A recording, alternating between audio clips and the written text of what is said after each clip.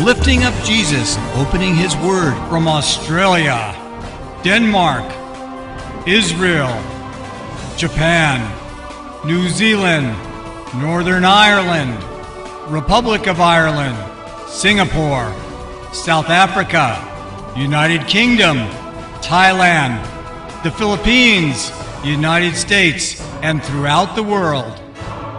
You're watching Moriel TV.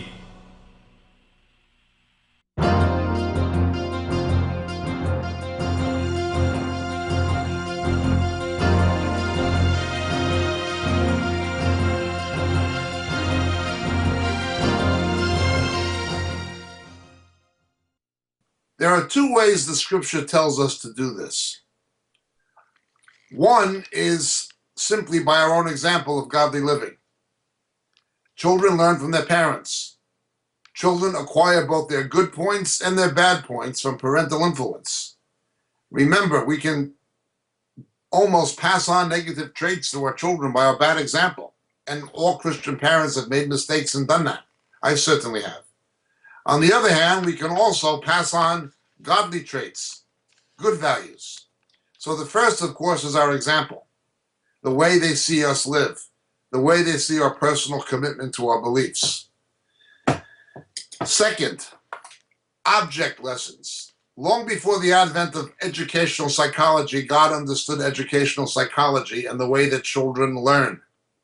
Children learn by object lessons. Object lessons are a good way to teach children in Sunday school.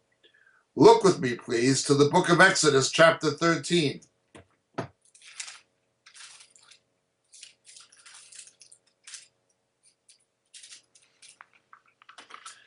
We're told in Exodus 13, let your children see you observe the Pesach. Let your children see how you observe Passover. And it shall be when your son asks you, why do you do this? You shall tell him, because the Lord brought us out of Egypt. When your child asks you this question, it's because the Lord has brought us out of Egypt. Children want to be like their parents. Now we're told in 1 Corinthians that our Passover is the Lord's Supper. Don't let little children who have not been born again and baptized take the Lord's Supper.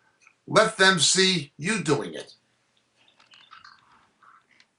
Why can't I do this? My mommy does it, my daddy does it, my older sister does it.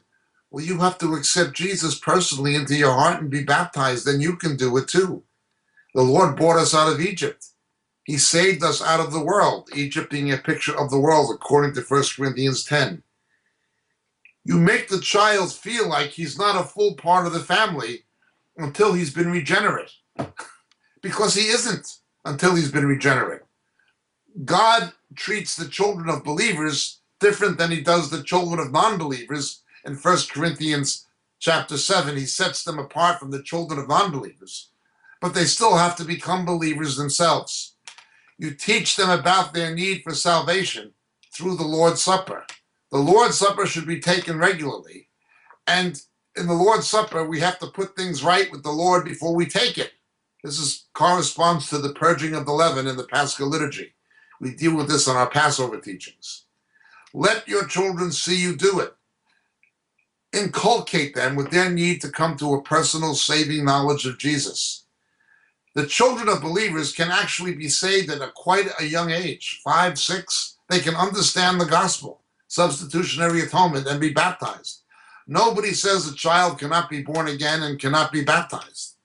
But do not make the mistake of thinking that by sprinkling an infant, which is complete nonsense, or just because they have Christian parents, you give them the Lord's Supper because Jesus said, suffer the children unto me, theirs is the kingdom of heaven, therefore we should give them the Lord's Supper. That is not scriptural. That is not scriptural. Use the object lesson of the Lord's Supper to teach them about their need for salvation.